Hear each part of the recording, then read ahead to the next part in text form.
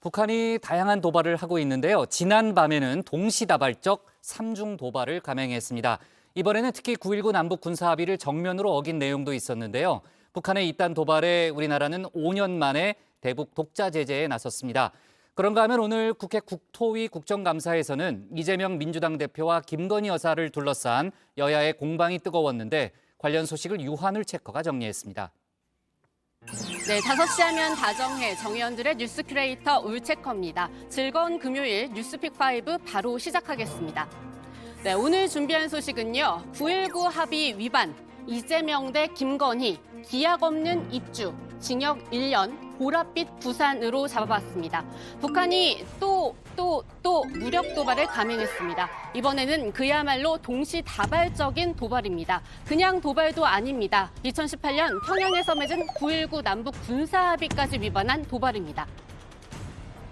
이번 북한의 동서의 완충무역 내에서의 포병사격과 단거리 탄도미사일 발사는 각각 9.19 군사합의와 유엔 안보리 결의에 대한 명백한 위반으로 한반도는 물론 국제사회의 평화와 안정을 해치는 심각한 도발 행위이다.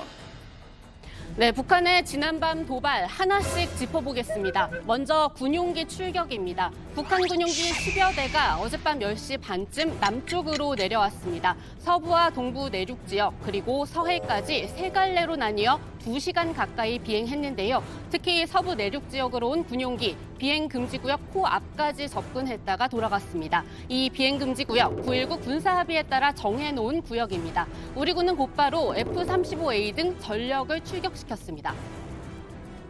공중에선 비행 금지 구역을 정했습니다. 강원도 철원 일대를 기준으로 동쪽으로 최대 80km, 서쪽으로는 40km 구역입니다. 헬기와 무인기 등 기종에 따라 비행 고도가 다른 만큼 구간을 달리했습니다. 네, 북한은 이어서 단거리 탄도 미사일도 쐈습니다. 군용기가 비행을 마친 뒤 약 1시간 뒤인 오늘 새벽 1시 49분입니다. 올해 들어서만 벌써 24번째 탄도미사일 발사인데요. 합참은 이 미사일이 50여 킬로미터 높이에서 약 700킬로미터를 날았다고 설명했습니다. 일본 배타적 경제수역 밖에 떨어졌다고 합니다. 그리고 이번엔 포사격입니다. 북한은 새벽 1시 20분부터 3시까지 동해와 서해로 방사포를 포함한 포병 사격을 감행했습니다. 5에서 10분씩 2차례에 나눠 모두 180발 정도를 쐈습니다. 우리 영해에 관측된 낙탄은 없었지만요. 북한 한계선의 해상 왕충구역 안에 포탄이 떨어졌습니다. 이 구역 역시 9.19 합의에 따라 설정한 겁니다. 우리 군은 북한이 지속적인 도발을 통해 한반도에 군사적 긴장을 초래하고 있는 데 대해 엄중하게 경고하며 이를 즉각 중단할 것을 강력히 촉구한다. 네, 북한은 이번 도발의 원인 우리 탓으로 돌렸습니다. 주한미군이 어제 아침 8시부터 저녁 6시까지 다연장 로켓을 동원해 실시한 사격 훈련 때문이라는 겁니다. 우리는 남조선 군부가 전선 지역에서 감행한 도발적 행동을 엄중시하면서 강력한 대응 군사행동 조치를 취하였다. 우리 군대는 전선 지역에서 군사적 긴장을 유발시키는 남조선 군부의 무분별한 군사활동에 엄중한 경고를 보낸다.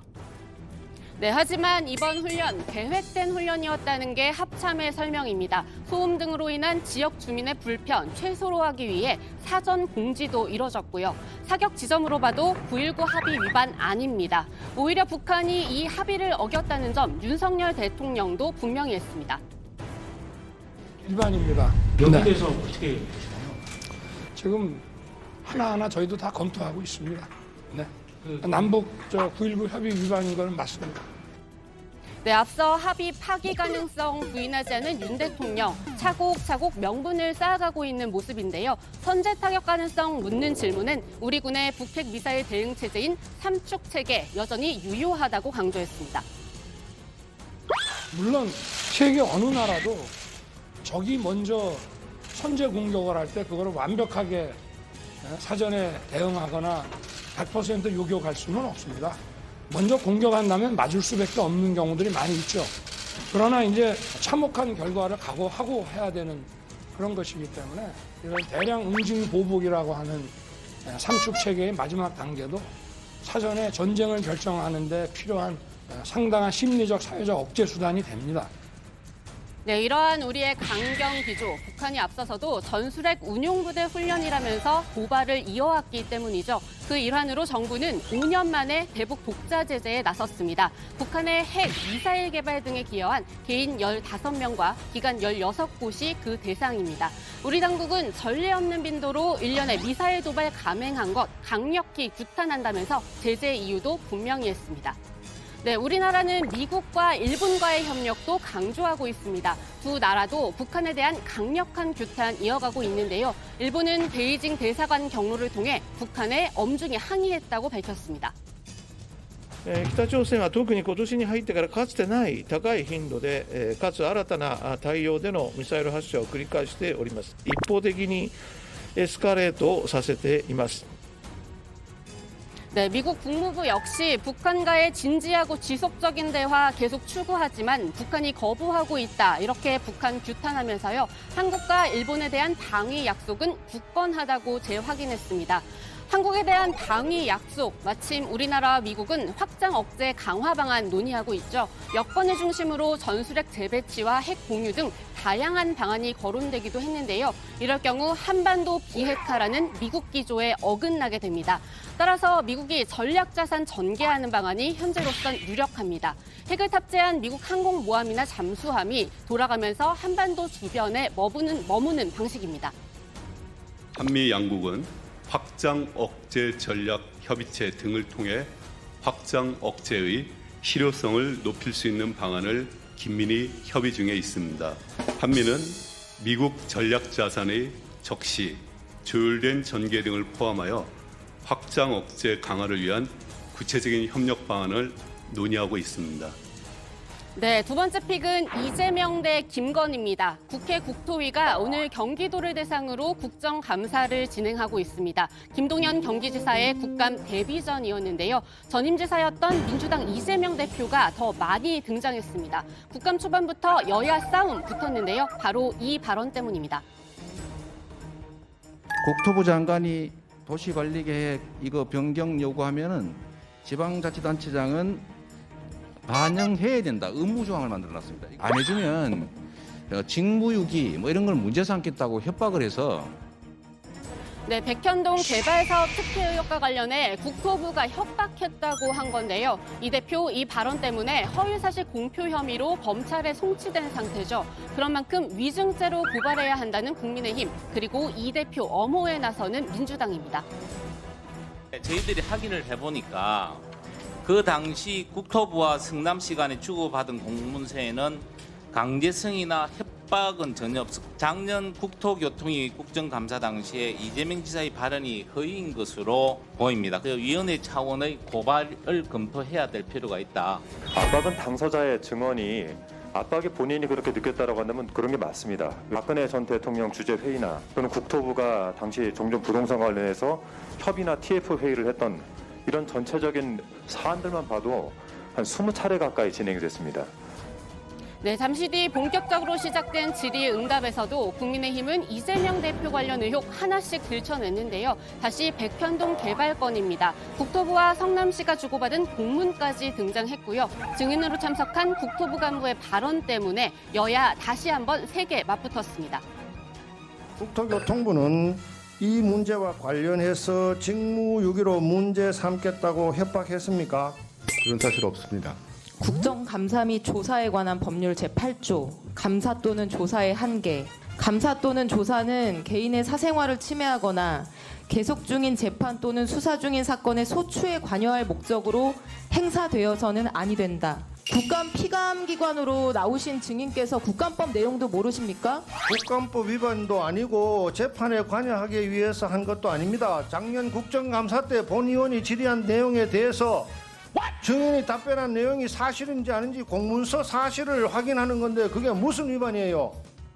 네, 또 여당에서는 경기도가 아태평화교류협회에 지원한 보조금 20억 원을 문제 삼았습니다. 지난달 이화영 전 경기도 평화부지사가 뇌물 및 정치자금법 위반 혐의로 구속됐죠. 이 전 부지사와 이재명 대표와의 연결고리 찾겠다는 겁니다. 소위 쌍방울에서 아태평화교류협회를 통해서 8억 원의 예산을 5회 지원을 한 게 있고, 그리고 우리 경기도에서 이 행사 이후에 아태평화교류협회 측에 약 20억 원의 보조금을 지원을 했습니다. 아니 상식적으로 20억이 지원되는 것에 과연 도지사가 모르게 지원되는 것이 제가 알고 있는 상식으로는 맞질 않거든요. 소통협치국이라는 곳과 평화협력국이 그 부지사의 산하로 있습니다. 지금 경제부지사도 마찬가지고 그 국이 하는 일이 평화협력국이 북한과 가장 큰 접경 지역을 갖고 있는 경기도가 북한과의 관계에 있어서 하는 일들을 하는 것이기 때문에 그 당시 평화부지사가 이 일을 관장했던 것은 적법한 것이다. 네, 이재명 국감이 돼가는 듯한 경기도 국감. 민주당은 김건희 여사 관련 의혹으로 맞불을 놓습니다. 경기도 양평 공흥지구 개발 의혹입니다. 2016년 공리 일대 땅을 공공개발에서 민영개발로 변경하는 과정에서 김 여사 모친 가족회사에 각종 특혜를 줬다는 내용이죠. 양평구는 당시 개발 부담금 최종적으로 하나도 받지 않았다가 작년 11월 뒤늦게서야 1억 8,700만 원을 부과했습니다. 그러니까 개발 부담금이 최초에 한 17억 정도 예정 통지가 가 있다가 6억으로 줄었다가 아예 빵원이 됐다가 작년에 이제 양평군에서 부랴부랴 1억 8천 정도만 지금 부과를 하고 납부가 돼 있는 상황이잖아요. 그러면 부과금을 최소한 6억 이상은 추가 징수를 해야 될 텐데 이거에 대해서는 따로 경기도나 뭐 조치가 없는 것 같아서 이거에 대한 추가 조치가 가능한지를 한번 여쭙는 거예요. 소급 적용이라든지 개발 부담금 문제라든지 이런 것에 대한 입법 사실이 확인이 돼서 저희가 양평군에는 기관 경고를 했고 수사 의뢰를 한 것입니다. 감사를 해서 조사한 결과에 대해서는 제가 말씀드릴 수 있지만 말씀드리기 전에 그 이후 내용은 지금 이제 수사 중에 있기 때문에.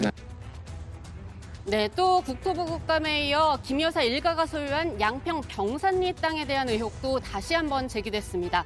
산지를 형질 변경하려면 지자체의 산지 전용 허가를 받아야 하는데 이런 절차가 안 지켜졌다는 거죠. 이렇게 위법적인 절차를 거쳐서 김 여사 일가가 시세 차익을 꽤 많이 봤다는 취지입니다.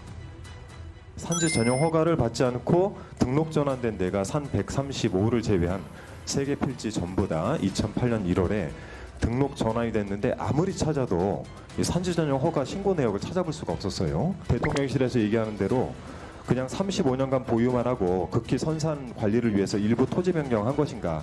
필지도 분할이 많이 됐고 산지가 토지로 변경이 되고 여러 가지 절차가 벌어집니다. 저건 개인의 땅이라고 보기도 굉장히 어려울 정도예요. 네, 여기에 양평군에 특혜 제공이 있었을 거라는 게 민주당의 주장인데요. 따라서 한준호 의원은 경기도의 양평군에 대한 감사 촉구했고요. 김동연 지사는 감사 일정을 보고 법규를 위반한 특정 사항 등이 있는지 확인해 보겠다고 답했습니다. 네, 1픽도 2픽도 알찼던 오늘의 뉴스픽은 여기까지입니다. 3, 4, 5픽은 들어가서 전해드리겠습니다. 뉴스픽 5였습니다.